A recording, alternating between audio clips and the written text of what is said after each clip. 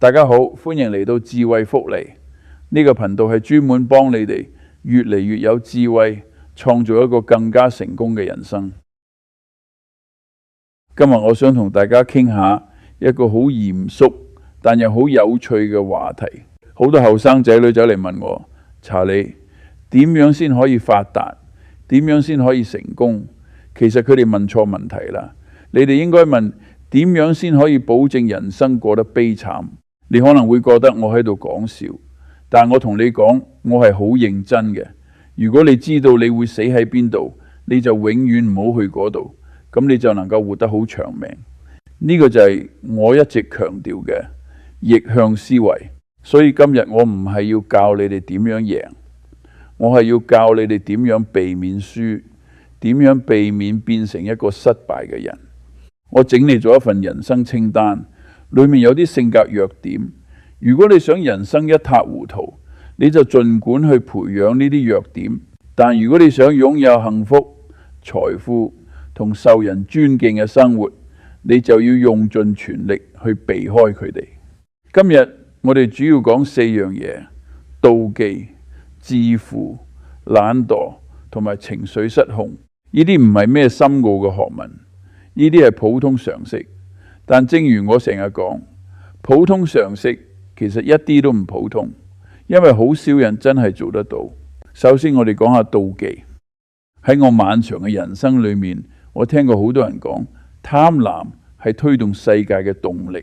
錯啦，大錯特錯。推動呢個世界嘅唔係貪婪，係妒忌。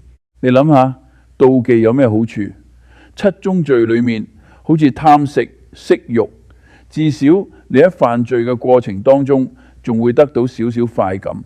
但係妒忌呢？妒忌係唯一一種你完全享受唔到任何樂趣，只有痛苦嘅罪行。既然係咁，點解你仲要去做呢？你妒忌人哋，對你自己一啲好處都冇，反而會令你心情變差，甚至做出蠢事。我有個老友巴菲特，佢成日講，如果一個人即使已經好有錢，但見到其他人賺錢賺得比佢快，佢就覺得痛苦。咁呢個人真係有病。如果你想毀掉自己嘅人生，最好嘅方法就係去妒忌。你去睇下嗰啲做投資銀行嘅、做律師嘅，佢哋好多時唔係因為錢唔夠容易煩惱，而係因為隔離嗰個同事今年嘅花紅多過佢2000蚊而發癲。呢種心態係非常有毒嘅。我自己本身就從來唔會去妒忌人。如果有個人比我更有錢，比我更聰明，或者比我更受歡迎，我只會覺得好啊，恭喜佢。因為我知道妒忌係一種對於有限資源嘅恐懼，係一種缺乏自信嘅表現。如果你相信通過自己嘅努力同學習，你都可以得到你想得到嘅嘢，你根本唔需要去妒忌人。所以將妒忌從你嘅系統裏面剔除出去啦。呢個係非常簡單嘅道理，但好少人做得到。你要明白，總係會有人比你跑得快，總係會有人比你更早成功。如果你因為咁樣就覺得心理不平衡，咁你注定一世都要受苦。接住落嚟，我哋講下自負，或者叫過度自我評價。心理學裏面有個現象叫托爾斯泰效應。托爾斯泰寫過，就算是那些惡貫滿盈的罪犯，佢哋都唔覺得自己係壞人。佢哋會同你講，我之所以殺人放火，係因為我童年好慘，社會對我唔公道。佢哋會將自己嘅行為合理化。呢個就係人嘅通病。大家都覺得自己係 above average， 高於平均水平。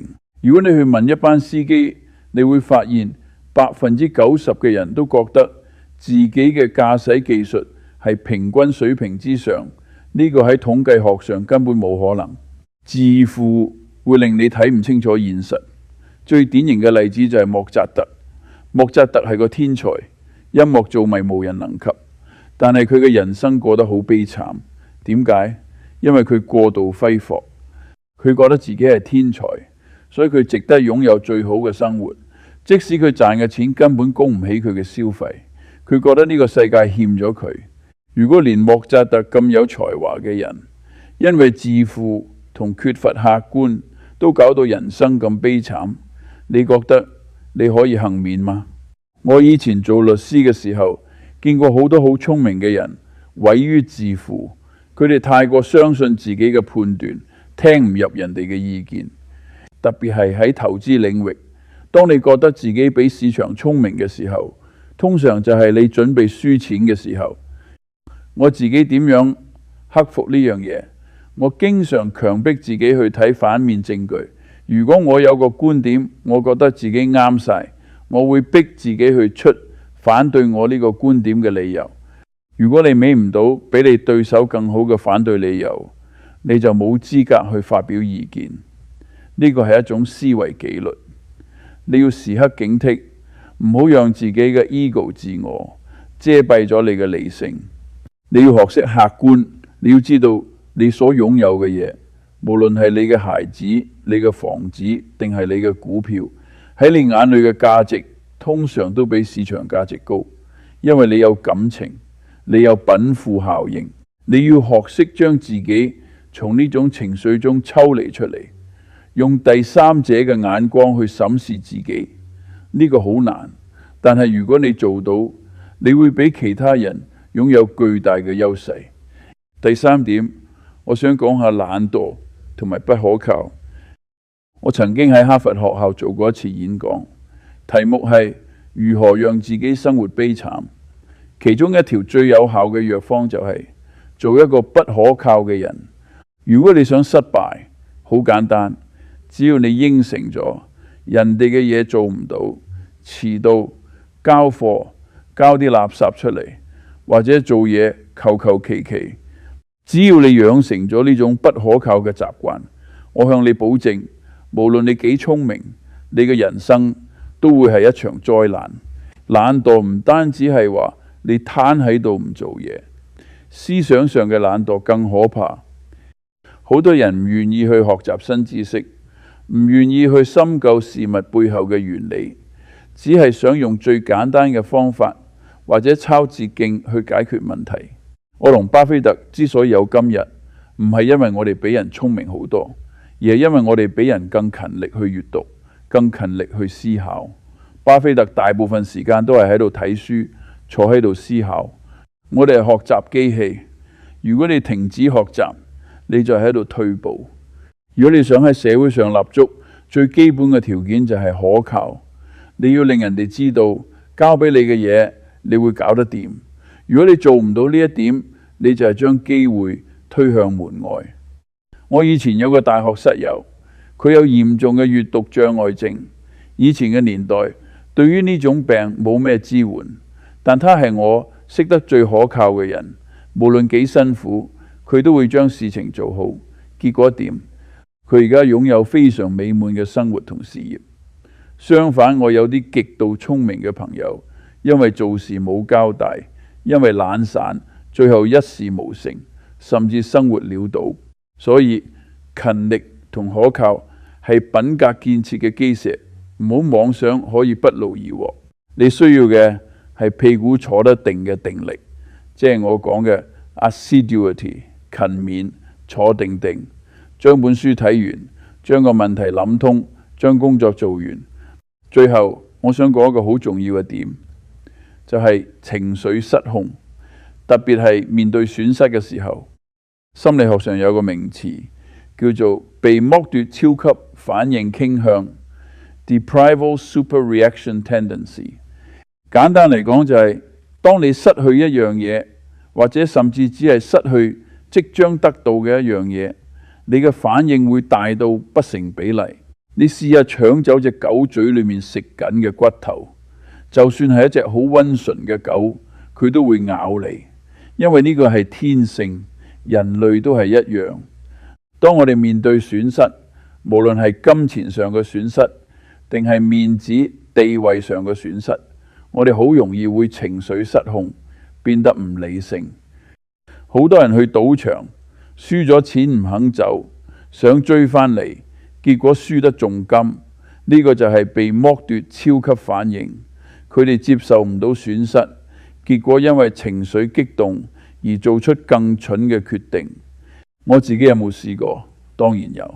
好多年前，我有個機會買貝爾里奇石油公司 Belridge Oil 嘅股票，當時個價錢平到笑，我買咗少少，之後個經紀再打嚟，話仲有一批貨，價錢一樣，但我當時心裏面覺得，哎呀，我手頭上冇咁多現金，如果要買就要賣呢樣賣嗰樣，好麻煩。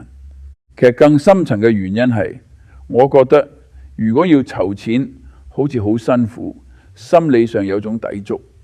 結果呢，幾年之後，蜆殼石油收購咗呢間公司，價錢係我當時買入價嘅30幾倍。我因為一時嘅心理障礙，因為唔夠理性，錯失咗賺幾百萬美元嘅機會。呢個係我人生中一個好大嘅教訓。你要學識喺面對壓力同損失嘅時候，保持絕對嘅冷靜。如果你發現自己開始情緒波動，開始想發脾氣，或者覺得好唔忿氣，呢個時候你千祈唔好做決定。你要停一停，諗下我係咪受緊心理傾向嘅影響？情緒失控會令你變蠢，而喺呢個複雜嘅世界裏面，變蠢係好危險嘅。你要訓練自己好似飛行員處理緊急情況咁，跟足 checklist 清單去做，而唔係由得情緒牽住你個鼻哥走。總括嚟講，我想同大家講，品格唔單止係道德問題，更加係一個效率問題，係一個生存問題。如果你想過好呢一生，你就要建立一套正確嘅思維模式。你要戒除妒忌，因為佢百害而無一利。你要戒除自負，時刻保持客觀同謙虛。你要戒除懶惰，做一個可靠嘅人。你要控制自己嘅情緒，唔好讓非理性嘅反應毀咗你嘅決策。我今年已經好老啦，我睇過好多人起起落落。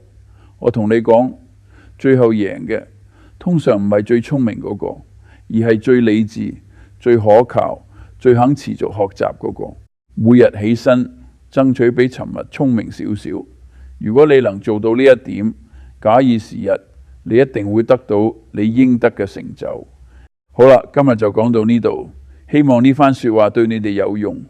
我將我嘅劍留俾揮舞得喐嘅人。多謝大家。如果你中意呢條片，記得俾個 like 支持下，同埋訂閱我哋嘅頻道。最重要係將呢啲智慧 share 俾你身邊想一齊進步嘅朋友。我哋下集再見。